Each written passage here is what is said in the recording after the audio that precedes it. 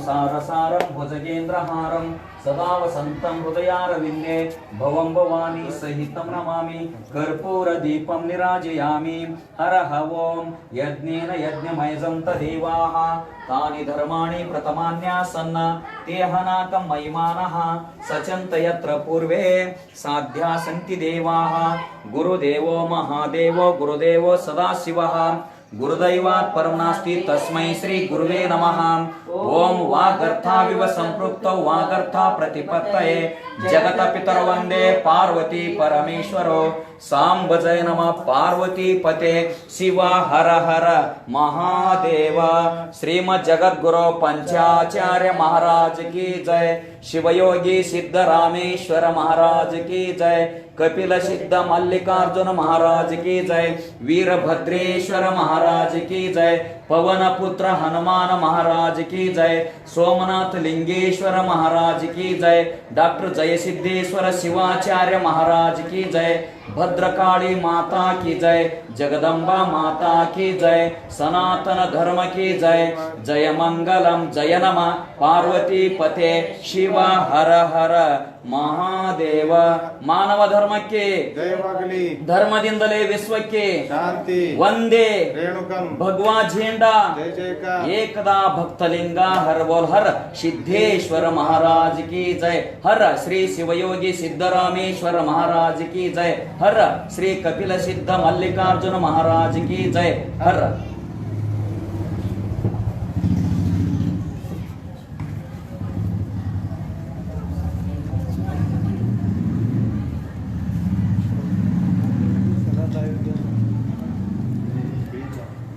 मामा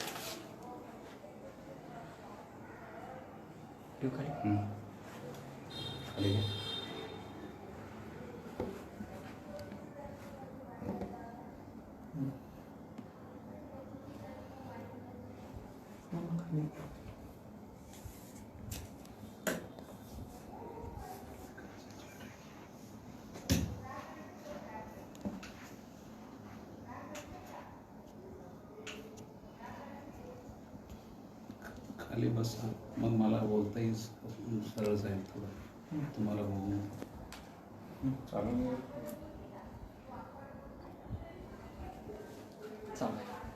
start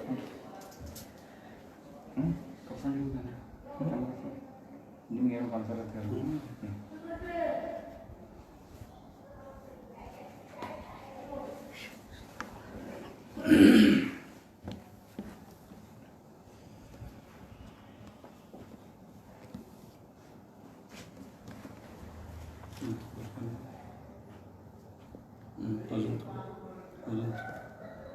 darkness फार आहे.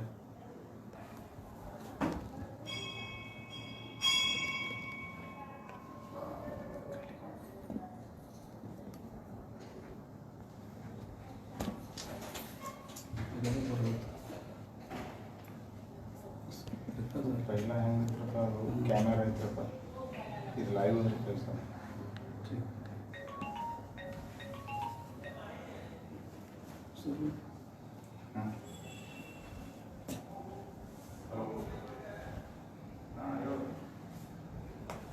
त्रैलोक्य संपदा लेख्य समुल्लेखन वित्तये सच्चिदानंद रूपाय शिवाय ब्रह्मणे नमः. यामाहुः सर्वलोकानां प्रकृतिं शास्त्रपारगाः तां धर्मचारिणीं शंभो प्रणमामि परम शिवा. अमृतार्थ प्रपन्नानां यास विद्या प्रदायिनी अहर्निशम् अहं वन्दे तामीशान मनोरमा. आराध्य सद्गुरू सिद्धमल्लेश्वर आणि यतीश्वर या पवित्र संजीवनी समाधींना विनम्र भावे नमस्कार करून आज मी सोलापुरात आहे. या सोलापुराचे दैवत योगी कुल चक्रवर्ती शिवयोगी सिद्धरामेश्वरांच्या पवित्र शिवयोग समाधीलाही सुद्धा विनम्र भावे नमस्कार करून स्थानाधिपती श्री वीरभद्र स्वामींच्याही सुद्धा दिव्य चरणी विनम्र भावे नतमस्तक होऊन आदि जगद्गुरु पंचाचार्यांनाही सुद्धा वंदन करून वर्तमान पिंच पीठाधीश्वरांनाही सुद्धा विनम्र भावे नमस्कार करून या श्रावण मास पवित्र पर्व काळात पिंपरी चिंचवड येथील श्री श्रावण मास तपोनुष्ठान सेवा समितीद्वारा आयोजित प्रवचन सत्संग कार्यक्रमाचे संयोजक श्री श्रावण मास तपोनुष्ठान समिती पिंपरी चिंचवड समितीचे सर्व पदाधिकारी, या समितीचे अंतर्गत असलेले सर्व समितीचे सर्व पदाधिकारी, भजना संघ, मातृवृंद, नवतरुण, प्रसार आणि प्रचार माध्यमाचे सर्व आपले हितचिंतक, या लाईव्हवर आता सध्या जे श्रोतृगण आपण बसलात, जे श्रवण करत आहात, ते सर्व माझे सस्नेही परमभक्त, तुम्हा सर्वांच्या मनोमंदिरमध्ये वास केलेल्या तत्पर पिता परमेश्वरला माझा सप्रेम शिवशरणार्थ. श्रावण मासाचा पवित्र पर्व काळ गेल्या 22 दिवसापूर्वी प्रारंभ झाला. तेव्हापासून आपण या कार्यक्रमात जोडले गेलात. हाच उपक्रम, हाच कार्यक्रम गेल्या वर्षी श्रावण मासामध्ये श्री 1008 जगद्गुरु डॉक्टर चंद्रशेखर शिवाचार्य महास्वामीजींचं सकाळी इष्टलिंग महापूजा, संध्याकाळच्या सत्रात श्री सिद्धांत शिखामणी या पवित्र ग्रंथांवर आशीर्वचनपर अनेक वचने आपण ऐकलात, श्रवण केलात. गेल्या वर्षी आपण सगळेच फिजिकली एकत्रित राहून श्रावण मासाचा आस्वाद, श्रावण मासाचा या प्रवचनाचा आनंद आपण घेतला. परंतु या वर्षी मात्र फिजिकली कोणी समोर प्रवचनाच्या वेळेला कोणी नाही. गेल्या वर्षी फिजिकलीने आपण एकत्रित होता, या वर्षी मात्र फिजिकली आपण सगळेच लांब आहोत. परंतु या समितीद्वारा आणि महेश स्वामीजीद्वारा आपण सगळेच पुन्हा मनापासून एकत्र जोडले गेले आहोत. ही खरंच अत्यंत आनंदाची बाब आहे असं मला नमूद करावंसं वाटतं. मला तरी असं वाटतंय की गेल्या 22 दिवसापूर्वी एक सिरियलचा प्रारंभ झाला. अनेक सिरियल यावेळी बंद पडले. कोरोनाचा प्रादुर्भाव झाला, बरेच सिरियल बंद झाले, शूटिंग बंद होती, जाणं येणं बंद होतं, म्हणून सिरियली सुद्धा आपण पाहू शकला नाही. परंतु या वेळेला सुद्धा सरकारने महाभारत सारख्या असे सुंदर जे पूर्वी चित्रीकरण करून ठेवले होते, आपण सगळेच त्याचा आनंद आपण निश्चितच घेतला.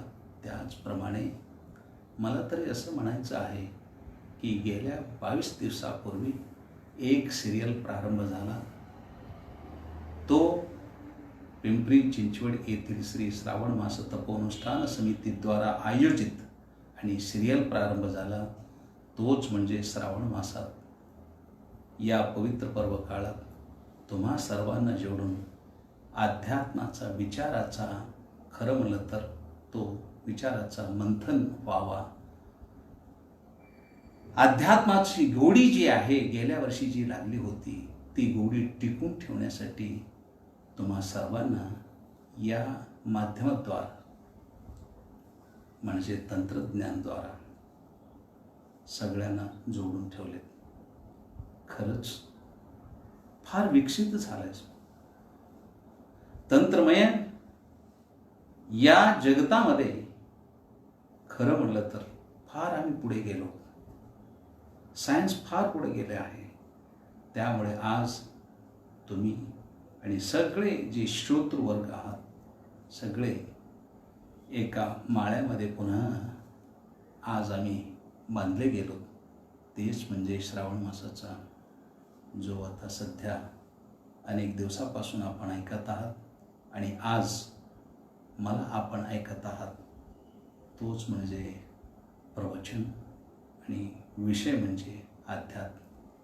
या कालावधीमध्ये 22 दिवसाच्या कालावधीमध्ये अनेक शिवाचार्य, औसा संस्थांचे महाराज आणि त्याचबरोबर काशी पीठाचे जगद्गुरू महाराज आणि श्रीशैल पीठाचे जगद्गुरू महाराज यात समाविष्ट झाले. अनेक जण आले, आपले आपले विचार आपल्या समोर मांडले. पात्र बदलला परंतु विषयाचा गाभा मात्र तोच होता. तो म्हणजे अध्यात्म, तो म्हणजे सिद्धांत शिखामणी या पवित्र ग्रंथाधारित विचाराचा मंथन आणि चिंतन. तर जास्त मी वेळ देऊ शकत नाही. मला 7 वाजताच एक व्हिडिओ कॉन्फरन्स होता परंतु आपणास वेळ दिल्या कारणाने मी आपल्याशी काही वेळ तुमच्यासोबत मी राहणार आहे आणि तुरंतच मला दुसऱ्या व्हिडिओ कॉन्फरन्ससाठी दिल्लीच्या व्हिडिओ कॉन्फरन्ससाठी मला उपस्थित राहायचं आहे. बंधूंनो, अध्यात्माची गोडी तरी आपणास लागली आहे. मीराबाईला सुद्धा गोडी लागली होती. म्हणूनच मीरा झाली. मीरा भगवंताला पाहण्यासाठी गेली. लाली मेरे लाल की जित देखूं तित लाल, लाली मेरे लाल की जित देखूं तिते लाल, लाली देखन मैं भी हो गई लाल. फार सुंदर म्हणते. लल्ला की लाली देखने में कृष्ण भगवंताला मी पाहण्यासाठी जाते.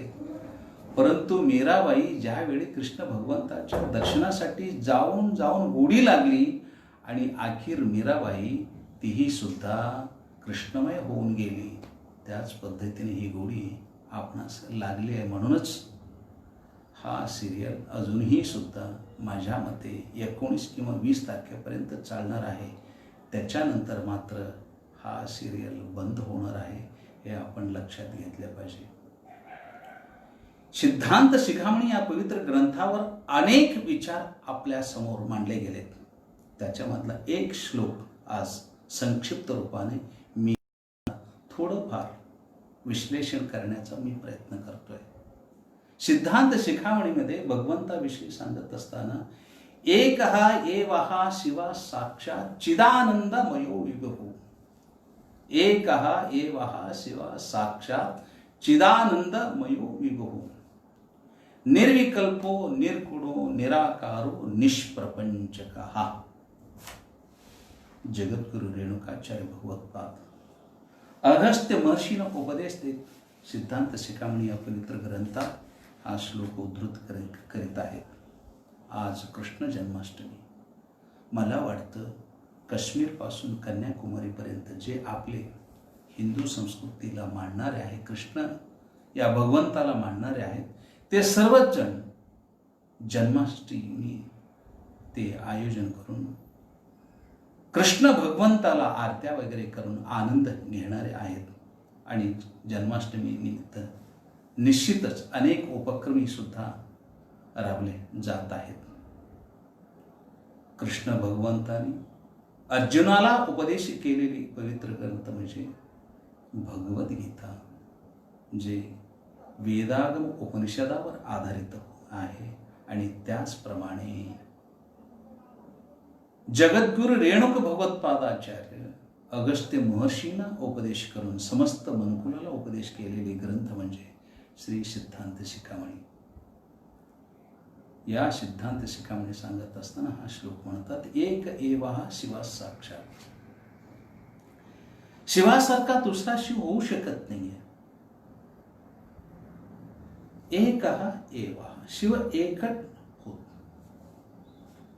दुसरे शिव होऊ शकत नाहीये. आणि हे शिव चिदानंदमयो विभू, ते सत आहेत, चित्त आहेत, आनंद स्वरूपी आहेत. एकटेच शिव ते सत्य आहेत, नित्य आहेत, परिपूर्ण आहेत, चित स्वरूपी आहेत, आनंद स्वरूपी आहेत. सत्य म्हणजे कसे? भूत, भविष्य, वर्तमान या त्रिकाळामध्ये त्रिकाला बाधित जो सत्य असतो त्याला सत म्हणता येते. जो संपूर्ण विश्व आपण पाहतोय, चराचर विश्व पाहतोय, हे एक दिवस नष्ट होणार आहे. आम्ही सुद्धा तसेच एक दिवस आम्ही सुद्धा हे विश्व सोडून आम्ही जाणार आहोत. म्हणूनच सांगत असतात की ज्यातेन जीवन आम्ही प्राप्त केलं तर एक दिवस हे शरीर आम्हाला या भूतलावर सोडायचं आहे, ठेवायचं आहे. निश्चितच मरण आहे, आम्ही नष्ट होऊ. परंतु शिव असे नाही, ते त्रिकाला बाधित आहेत, त्रिकाला बाधित सत्य आहेत. आणि त्याचप्रमाणे शिवजी जे आहेत, महादेव जे आहेत, देवाचे देव जे महादेव आहेत, शंकर जे आहेत, चित्त स्वरूप ही सुद्धा आहेत. आता आपण श्रवण करत आहात, आपल्यामध्ये चैतन्य आहे. मी आता सध्या प्रवचन करत आहे, तर माझ्यातही सुद्धा चैतन्य आहे.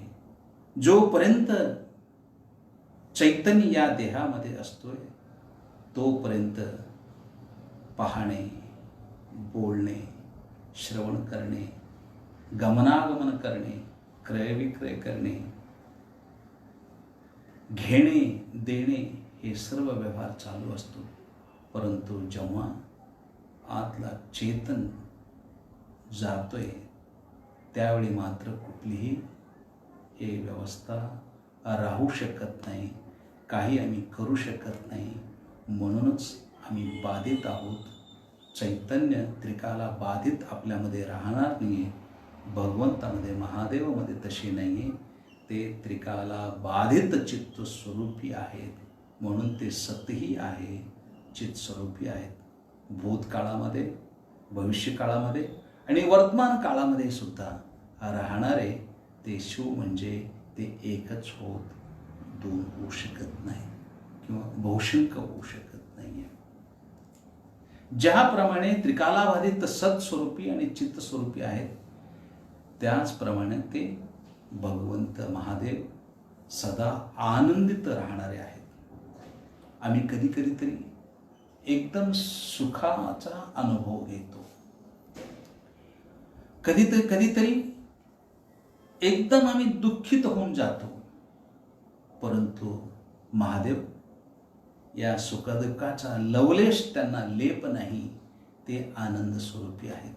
दुःखी आम्ही होऊ शकतो, सुखी आम्ही राहू शकतो. परंतु भगवंतांमध्ये सुख आणि दुःख सोडून फक्त ते आनंद स्वरूपी आहेत. त्यांच्यामध्ये सुखदुःखाचा लवलेश मात्रही सुद्धा स्पर्श होऊ शकत नाही, स्पर्श होणारीही सुद्धा नाही. म्हणून ते आनंद स्वरूपी आहेत. महाराज, थोडं याहीपेक्षा उलघाडा करून सांगितलेलं बरं, असं जर तुमचा प्रश्न असेल तर एक प्रश्न तुम्हाला मी विचारू की साखर कसं आहे?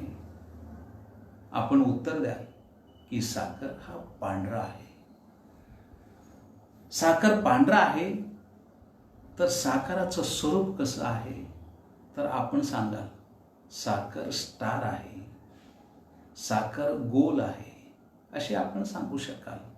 एक पांढरा आहे, दुसरा गोल आहे किंवा स्टार आहे असे त्याचा आकार सांगू शकाल आणि त्याचा रंग आपण सांगू शकाल. जर मी तुम्हाला विचारलो की बंधूंनो साखर कसा लागतोय तर आपलं उत्तर असेल की महाराज साखर गोड लागतो, साखर गोड आहे. तर मी पुन्हा प्रश्न केलो, साखराचं रूप सांगितला, साखराचा आकार सांगितला, परंतु साखर गोड आहे म्हटल्यानंतर गोड कसं आहे त्याचं विश्लेषण करा असं जर मी म्हणालो, गोड कसं आहे असं जर तुम्ही सांगा जर म्हणालो तर त्यावेळी आपण निश्चितच म्हणाल की गोडाबद्दल सांगता येत नाही. इतकेच की या गोडीबद्दल, साखराच्या गोडीबद्दल ज्याप्रमाणे सांगता येत नाही परंतु ते अनुभवता येत आहे यालाच म्हणतात आनंद.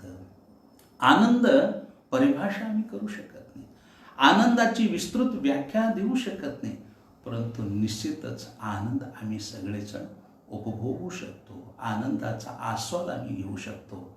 म्हणून आनंद जे आहे ते आनंदाचा क्षण जो असतो त्याची जी गोडी आपणास लागलेली आहे तेच त्याचा आस्वाद निरंतर मिळत राहो. म्हणूनच हा प्रपंच महेश स्वामींनी आणि श्री श्रावण मास तपोनुष्ठान समितीद्वारा संपूर्ण महिना हा सिरियल चाललेला सिरियल आहे असं मला वाटतं. हे सांगत असताना हे आनंदाचा जो क्षण आहे किंवा आनंदाचा जो भाव आहे त्याची जी गोडी आहे तो आस्वाद निरंतर मिळावा तर त्याला काय करावं लागेल तर एकच त्याला उत्तर आहे की सत्संगत्वे निस्संगत्व, निस्संगत्वे निर्मोहत्व, निर्मोहत्वे निश्चलतत्व, निश्चलतत्वे आत्मलाभः जीवन्मुक्ती. जीवाचं मुख्य उद्देश काय आहे? जीव जन्माला आलाय त्याचा मुख्य उद्देश काय आहे तर या जीवात्म्याला शिवस्वरूपी होण्यासाठी मार्गक्रमण करायचा. त्याचं अंतिम लक्ष्य म्हणजे शिवस्वरूप प्राप्त करून घेणे किंवा शिवसान्निध्य प्राप्त करून घेणे या जीवात्म्याचं परमलक्ष्य आहे. या परमलक्ष्याकडे जात असताना आम्हाला शास्त्राचा आधार घ्यावा लागतो किंवा शास्त्राला शरण जावं लागतं किंवा सिद्धांताला शरण जावं लागतं. आणि हे शास्त्र आणि सिद्धांत जे पारंगत आहेत किंवा जे श्रवण करणारे आहेत असे महात्म्यांकडे गेल्यानंतरच आम्हाला तो श्रवणाचा लाभ होऊ शकतो. म्हणूनच इथे सांगत आहेत सत्संगत्वे निस्संगत्व.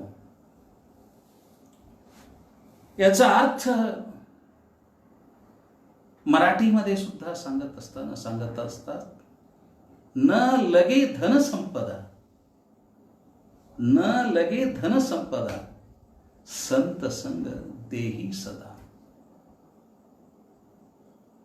संतांचं संग जे आहे सदोदित मला प्राप्त व्हावा. मला धन कनकाची अपेक्षा नाही, न लगे धन संपदा. या संपत्तीची धनाची मला आवश्यकता नाही आहे, परंतु मात्र एखाद्या वेळेला धन मिळालं, संपत्ती मिळाली, परंतु त्याच्यात मला आनंद प्राप्त होणार हे निश्चित सांगता येणार नाही, किंबहुना आनंद प्राप्त होणारच नाही. मग आनंद कशामध्ये आहे तर सत्संगामध्ये आहे. म्हणूनच सत्संगत्वे निस्संगत्व.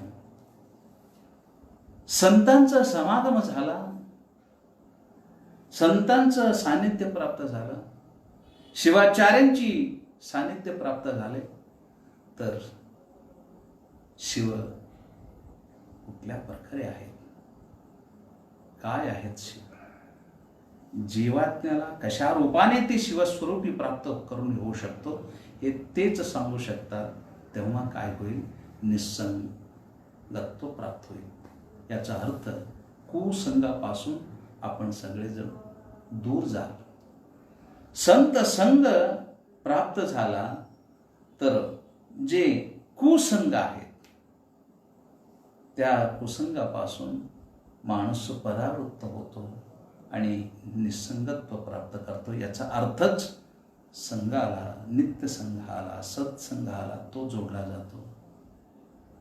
आणि जेव्हा संत संघ प्राप्त होतो, कुसंगापासून दूर होतो, तेव्हा ऑटोमॅटिक मोह जो आहे तो गळून जातो. एका राजाने काय केलं, बरेच वर्ष झाले होते, वय झालं होतं, तेव्हा तो जाहीर केला की उद्या मी राजधानीच्या या भव्य स्वरूपामधला जो क्रीडांगण आहे त्या क्रीडांगणाच्या मधोमधी येऊन मी खुर्चीवर बसणार आहे. जे कोणी मला प्रथम येऊन स्पर्श करेल त्याला माझा संपूर्ण राज देऊन टाकतो असे जाहीर करून टाकलं. संपूर्ण राज्यभर हा विषय कर्णोपकर्ण सगळ्या प्रजा लोकांना कळून जावा म्हणून त्याचीही सुद्धा व्यवस्था केली आणि निर्दिष्ट केला, याच दिवशी मी त्या क्रीडांगणामध्ये जाऊन बसणार आहे म्हणून अगोदरच सूचना दिला गेला. त्याप्रमाणे तो दिवस आला. साधारणपणे 15 दिवसापूर्वीचा हा घोषणा केल्यानंतर 15 दिवस ओलांडल्यानंतर तो दिवस येतो. राजा सकाळी स्नान पूजा करून घेतला. आज मला मात्र क्रीडांगणामध्ये जायचं आहे, मला बसायचं आहे. कोण येऊन मला स्पर्श करतो त्याला मात्र माझा राज्य जे आहे देऊन टाकायचं म्हणून जाऊन सकाळी 8-9 वाजता त्या खुर्चीवर जाऊन बसतोय. भरपूर मोठा क्रीडांगण, साधारणपणे 10-20 एकरेमधला तो परिसरचा मोठा क्रीडांगण. एकच गेटमध्ये प्रवेश केल्यानंतर संपूर्ण जो राऊंड व्यापक रूप असलेला ग्राउंड होता, त्याच्यामध्ये बरेच दुकान थाटलेले दुकान होते. प्रवेश केल्यानंतरच तिथे मोठा बोर्ड झळकला.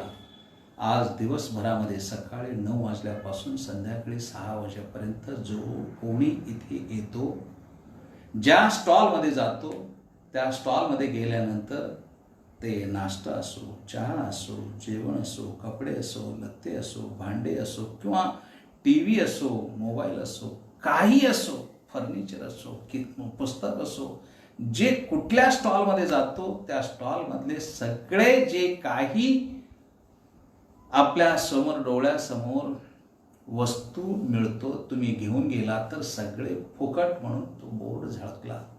सगळेजण पाहिले. राजाकडे जाण्याची इच्छा आहे, परंतु फुकटमध्ये सगळे पदार्थ मिळत आहेत, वस्तू मिळत आहेत. बघितल्यानंतर वेळ भरपूर आहे. आत्ता तरी 9 वाजले, संध्याकाळी 6 वाजेपर्यंत आपल्याला जाऊन राजाला स्पर्श करायचा आहे. वेळ भरपूर असल्या कारणाने लोक काय केले, सकाळचा वेळ, इडलीचा नाश्ता, डोश्याचा नाश्ता, वड्याचा नाश्ता, सांबार चटणी, त्याच्यानंतर बरेच पंचपक्वान्नमधले पदार्थ, हे सगळे पदार्थ एक एक बघत गेले. जे आवडीचे पदार्थ होते त्यांना ते आवडीचे पदार्थ स्वीकार करत चहा घेत पुढे सरसावले. त्याच्यानंतर तिथेही सुद्धा बघितले बोर्डवर की आज जर तुम्ही कपडे घेऊन गेला तर तेही फ्री. लोक म्हणाले जेवण तरी झालं, कपडे फ्रीमध्ये भेटत आहेत तर कपडे घेऊया. भरपूर कपडे घेतले. सगळे आलेले लोक कपडे घ्यायचे आणि ठेवायचे कुठे म्हणून घरी जाणे, वस्तू ते घेतलेले घरामध्ये ठेवणे, परत येणे, परत दुसऱ्या स्टॉलवर जाणे, तिथे काय भेटतो बघणे. आता इथे TV आहे, TVचा संच घ्यायचा आणि तो संच घरामध्ये जाऊन सेट करायचे आणि तोपर्यंत काही वेळ जायचा. पुन्हा ग्राउंडवर येणे, पुन्हा दुसऱ्या स्टॉलवर जाणे. तिथे काय भेटतो तर इथे मिक्सर भेटतो, इथे काय भेटतो, इथे तसला वस्तू भेटतो, इथे असला वस्तू भेटतो. म्हणून ते घ्यायचे फ्री होतं. घ्यायचे, पैशाची खर्च करायची गरजच नव्हती. घ्यायचे, वस्तू घेऊन घरी जायचं, घरामध्ये ठेवून पुन्हा यायचं. याच्यामध्येच 2 वाजले.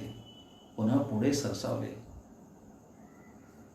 2 वाजल्यानंतर जेवणाची अपेक्षा झाली सगळ्यांना. बघतात तर बरेच ढाबा तिथे थाटले होते, बरेच हॉटेल्स, अनेक प्रकारचे व्यंजन. तिथेही सुद्धा बोर्ड होता, जे कोणी त्यांच्या मनाप्रमाणे जेवाल त्याप्रमाणे सर्व जेवण फ्री मिळेल. मग जेवणासाठी गेले, तिथे जेवण केले. 3 वाजलं. त्याच्यानंतर पुन्हा पुढच्या स्टॉलमध्ये घेतले.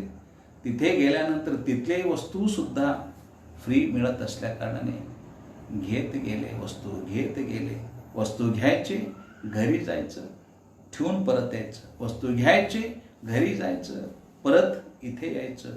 याच्यामध्ये वेळ गेला. 5 वाजले.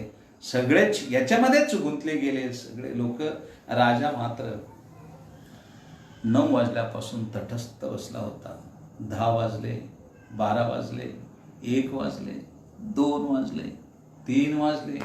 सगळे जेवण करतायत, फिरतायत, परंतु राजा मात्र पाणीचा एक थेंब सुद्धा न पिता तसंच बसला होता. कोणीतरी आत्ता येईल, मला स्पर्श करेल आणि त्याच्यानंतर तुरंतच मला या राजशासनातून मला मुक्त व्हायचं आहे, ही पद त्यांना सोडून द्यायचं. म्हणून बरेच वेळापर्यंत बसला. 2 वाजले, 3 वाजले, 4 वाजले, 5 वाजले, कोणी नाही आले. मग प्रधानला विचारले की कोणी येण्यासाठी तयार नाही का बरं? हो, आता कोणीतरी येतील. प्रधान सांगितले, समजूत काढली राजांची.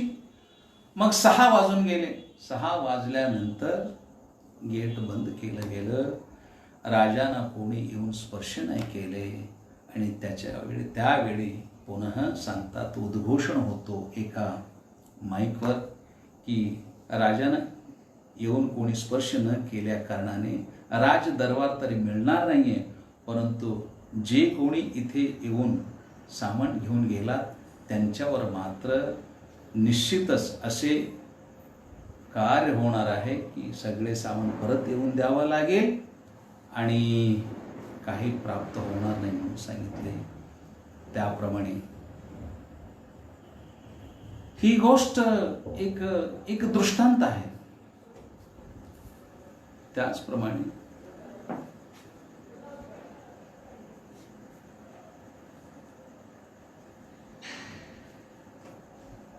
हे फक्त एकट्यांची गोष्ट नाही,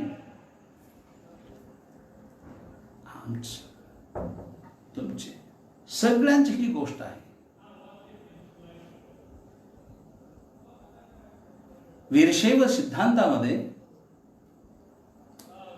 भगवंताकडे जाण्याची आवश्यकता नाही आहे.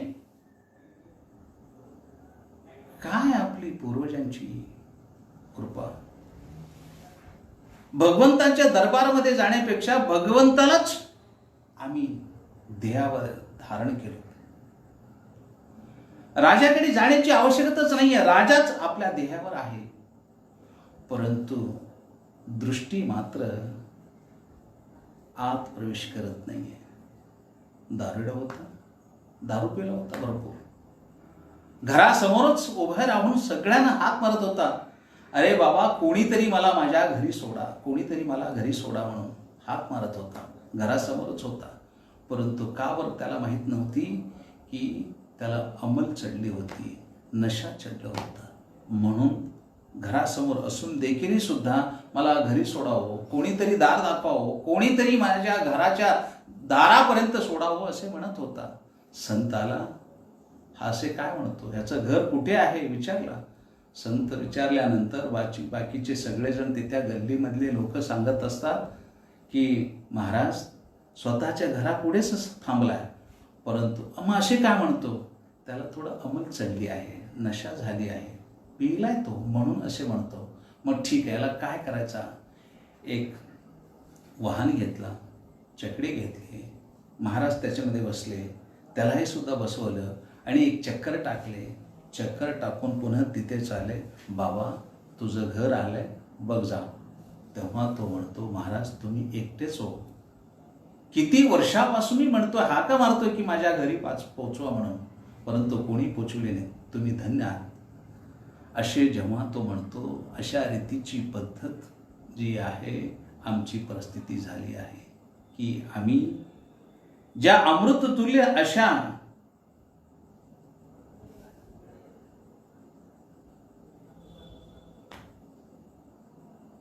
अमृत के समान जो है, ज्या ठिकाणी अमृत आहे त्या ठिकाणी आम्ही उभारलो, तर त्याच्यापासून आमचं मन थोडं परिवर्तित झालंय. म्हणून आम्ही बाहेर बघत आहोत, परंतु ते आनंद आत आहे. आणि तो निर्विकार असलेला, निर्गुण असलेला, निष्प्रपंचक असलेला शिव जो आहे तो साकार रूपात आमच्या देवावर वास्तव्य करून आहे. आणि तोच देव आम्ही आमच्या गुरु महाराजांकडून प्राप्त करून घेतलो, तो म्हणजे इष्टलिंग. इष्टलिंगम इदम साक्षात अनिष्ट परिहारकम. साक्षात अनिष्ट परिहारक आहे. म्हणून ज्या पद्धतीने क्रीडांगणामध्ये सर्व भटकले, त्याप्रमाणे मला भटकंती करायची आवश्यकता नाहीये. थोडं आत डोकावून पाहिलं, साकार रूपी इष्टलिंग हात तळहातावर ठेवून त्याचं निरीक्षण करणे, ध्यान करणे आणि गुरु महाराजांनी सांगितलेले जे मंत्र आहे त्याचं पुन्हा पुन्हा पुन्हा पुन्हा पुन्हा जप करणे, त्याच्यातच खरं म्हणलं तर निश्चित जीव शिवस्वरूप होण्याचा मार्ग तिथे प्राप्त होईल असं मला वाटतंय. या पद्धतीने पिंपरी चिंचवड येथील जो श्रावण मास तपोनुष्ठान सेवा समिती आहे, त्या सेवा समितीद्वारा गेल्या वर्षापासून अनवरत कार्य चालू आहे. गेल्या श्रावण मासी आपण सगळेच फिजिकली रूपाने इष्टलिंगाचा आनंद घेतला, प्रवचनाचा आस्वाद घेतला. यावर्षी मात्र शक्य झाले नाही, तो म्हणजे कोरोनामुळे. अजून काही इतक्यात तो कोरोना जाणार नाहीये बंधूंनो. अजून लस प्राप्त झाली नाहीये. किंबहुना 15 ऑगस्टला बघूया आपले भारत देशाचे पंतप्रधान काय जाहीर करतात त्याविषयी. थोडं आपण त्या भाषणाकडे उत्सुकाने संपूर्ण भारत देशच पाहत आहे. पाहूया कधी आपल्याला ते लस मिळणार आहे. परंतु तोपर्यंत मात्र आपल्याला SMS पाळायचा आहे. सगळ्यांच्या हातामध्ये मोबाईल आहेत. SMS चॅटिंग आम्ही करतोय, मेसेज आम्ही पाठवतोय. परंतु तिथे SMS म्हणत असताना इथे कोरोनाचा प्रादुर्भाव टाळण्यासाठी इथे दुसरा SMSचा मी लॉंग फॉर्म सांगणार आहे. एक S म्हणजे सॅनिटायझरचा वापर करणे,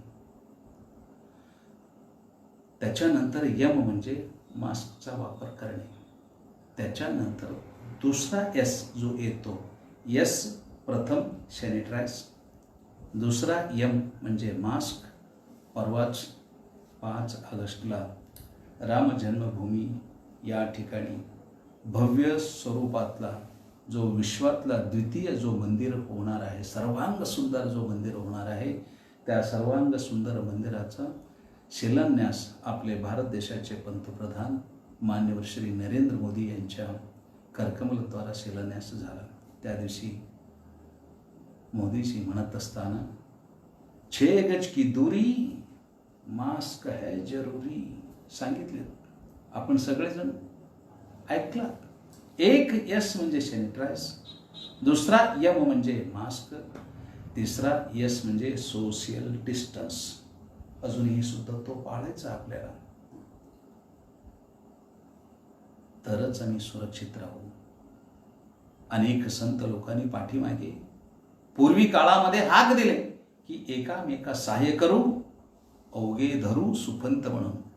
त्याला थोडंसं आता काळाच्या प्रमाणे त्याला सुधारणा करत मी असं म्हणेन, एकामेका सहाय्य करू, अवघे धरू सुपंत. निश्चितच संत वाणी हे सुपंत धरण्यासाठीच असतो, यात अजिबात संशय नाही. त्याचप्रमाणे संत ही सुद्धा सांगत असताना विसरत नाहीत, एकामेका सहाय्य करू, अवघे धरू, अवघे राहू सुरक्षित. सगळेच जण सुरक्षित राहण्यासाठी हे व्रत पालन करायचं आहे. किंबहुना धार्मिक वृत्ती जोपासत असताना, आध्यात्मिक जीवन जगत असताना सामाजिक भानही सुद्धा आपल्याला ठेवायचं आहे. बंधूंनो, सत्य घटना मी तुमच्या समोर कथन करण्याचा मी प्रयत्न करतोय. कोरोना झालं, सगळीकडे पसरले. फक्त आपला भारत देशामध्ये नाही, संपूर्ण जगभरात, विश्वातच या कोरोनाचा प्रादुर्भाव झाला. बरे लोक आपले हात टेकवले. आजही सुद्धा गेल्या मार्च महिन्याच्या 22 तारखेपासून जो लॉकडाऊन प्रारंभ झाला, आजही सुद्धा भारत देशामध्ये अत्र तत्र कुठे ना कुठेतरी लॉकडाऊन अजूनही सुद्धा चालू आहे. 5 महिने ओलांडत आहोत. कुठलीही मनापासून की इथे जायचं आहे, इथे आपल्याला दर्शन घ्यायचं आहे, इथे आपल्याला असं करायचं, असे मुक्तपणाने आजही सुद्धा आम्ही संचारू शकत नाही आहे. कारण काय, कोरोनाची भीती आजही सुद्धा आहे. अशा कोरोनाच्या परिस्थितीमध्ये घडलेली एक सत्य घटना तुमच्या समोर मी मांडण्याचा मी प्रयत्न करणार आहे. एका शहरामध्ये कोरोनाचा प्रादुर्भाव झाला. एक मुलगा आईसोबत राहणारा, परीक्षेचा काळ, घरामध्ये लाईट नाही आहे, झोपडीमध्ये राहणार आहे, खाण्यासाठी पिण्यासाठी काही नाही, एक घासासाठी सुद्धा अत्यंत विफल भावनाने बघणारे एकुलता एक मुलगा आणि आई. घरामध्ये लाईट नसल्या कारणाने गल्लीमधल्या एका देवळाच्या समोर कट्ट्यावर जाऊन, पायऱ्यावर जाऊन तिथे दिवा लावल्या कारणाने तो वाचन करीत असे. तिथून एक दिवस जात असताना पाहिला की कोणतरी विद्यार्थी वाचतोय, कोणीतरी अभ्यास करतोय. मग जाऊन जवळ गेला. काय रे बाळ, कुठे राहतोस? तेव्हा तो उत्तर देतो, बाबा आपण देव आहात का? हा गेलेला माणूस रोजच देवाला शिव्या देणारा. काय माझी परिस्थिती, काय माझा संसार, कसले माझे संसार, असे रोजच 10 वेळा देवाला शिव्या द्यायचा. परंतु तिथे तो मुलगा म्हणतो, काय बाबा तुम्ही देव आहात का?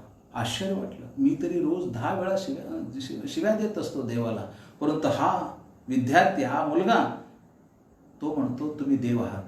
तेव्हा हा उत्तर देतो, मी देव नाही आहे बाबा, तुझ्यासारखाच एक माणूस आहे. नाही, तुम्ही देव आहात. थोडं त्याला आश्चर्य वाटलं आणि मनालाही सुद्धा असं वाटलं की हा मुलगा असं कसं काय म्हणतोय. तेव्हा त्या मुलाला विचारतोय की बाळ, तू मला सांग, तू मला देव काय म्हणतोस? तेव्हा तो मुलगा म्हणतो, नाही, मला माहीत आहे तुम्ही देव आहात आणि आज ज्याप्रमाणे भेटण्यासाठी तुम्ही आलात ना, उद्याही सुद्धा तुम्ही भेटण्यासाठी आपण येणारच. मग थोडं नाराजगी झाली. हातामध्ये काही नव्हतं, काही घेऊन आला नव्हता आणि थोडीशी त्याला मनालाही सुद्धा लागलं. ठीक आहे बाबा म्हणून त्या दिवशी तो परत गेला. दुसऱ्या दिवशी पुन्हा रात्री त्याच पायऱ्यावर तो अभ्यास करत बसलाय आणि हा माणूस जातोय. गेल्यानंतरच माणूस, मला बाबा माहीत होतं तुम्ही देव निश्चितच येणार म्हटल्यानंतर, हो मी आज आलोय आणि येताना तसेच आलो नाही आहे, परंतु तुझ्यासाठी काही खाऊ घेऊन यावं म्हणून मी खाऊ घेऊन आलो म्हणाले. मला माहीत होतं तुम्ही देव आहात आणि माझ्यासाठी तुम्ही काहीतरी खाद्य आणणारच हे मला माहीत होतं, म्हणूनच मी कालपासून म्हणत होतो की तुम्ही देव आहात. नाही बाबा मी देव नाही आहे, परंतु खाऊ घेऊन आलो. दिला हा माणूस, बघतोय हातामध्ये तो बाळ घेतल्यानंतर म्हणतोय, देव आपण इथेच थांबा. गेलो आणि आलो, असं जातोय आणि असंच परत येतोय. कुठे जाणार? तेव्हा म्हणतो, घरामध्ये आई एकटी आहे. कोरोना असल्या कारणाने गेल्या 8 दिवसापासून आम्हाला खायला कुठलाही एक अन्नाचा दाणा सुद्धा मिळालेला नाही आम्हाला. आई सुद्धा गेल्या 8 दिवसापासून बघत आहे.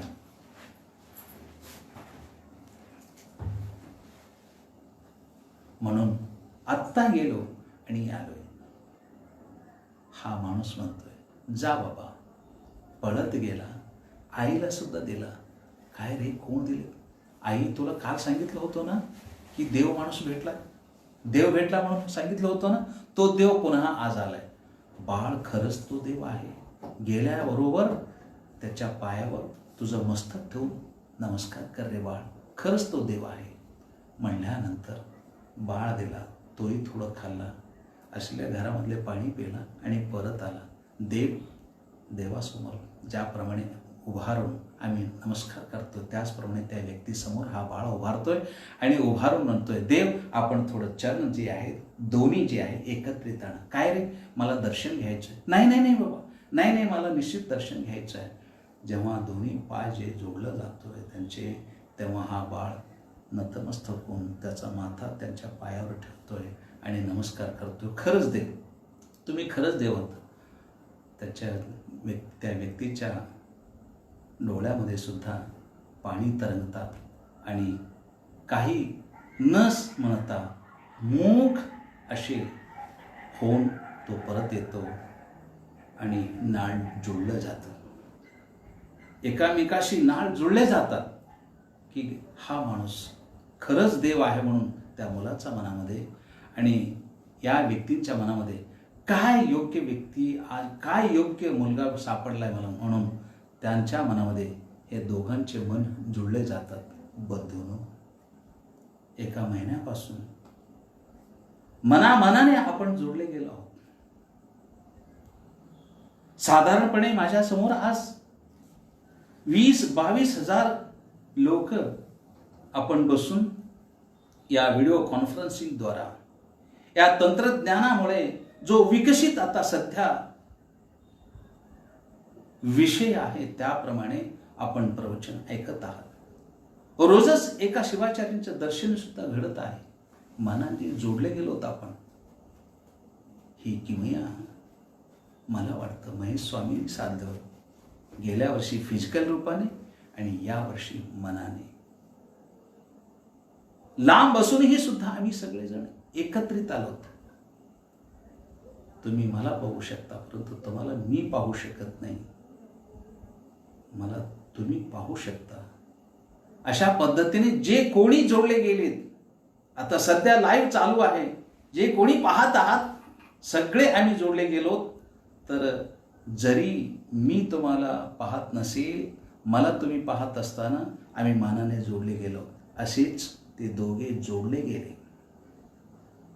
रोज येणे, तो तिथेच अभ्यास करत बसायचा, काहीतरी खाऊ देणे. हे बघा, न कळत ही सर्व घटना घडून गेली. रोज जाऊन खाद्य देत होता आणि काही दिवस कोरोनाचा प्रादुर्भाव इतका वाढला, ज्या ठिकाणी तो मुलगा राहत असे तो भाग लॉक करण्यात आला. कोणी जाणार नाही, कोणी येणार नाही, आत प्रवेश कोणी करणार नाही किंवा आतून कोणी बाहेर येणार नाही, असे संपूर्ण लॉकअप केलं गेलं. बाहेर येऊन थांबायचा, कुठे दिसत नाही बाळ म्हणल्यानंतर तो हा परत यायचा. असे 8-10 दिवस गेले. 8-10 दिवस गेल्यानंतर एक दिवस परिस्थिती अशी आली की हा व्यक्ती रुद्रभूमीकडे जातो. कारण काय, कोरोनाच्या प्रादुर्भावामुळे एक व्यक्ती बळी गेल्या कारणाने त्यांच्या अंतिम संस्कारासाठी तो रुद्रभूमीला जातो. संस्कार झाल्यानंतर ज्या ठिकाणी नळ आहे त्या ठिकाणी जाऊन हस्त, पाय, मुख प्रोक्षालन करण्यासाठी तिथे थांबतो आणि थांबल्यानंतर बघतो तर पुढच्या कट्ट्यावर तो मुलगा तिथे बसलेला असतो.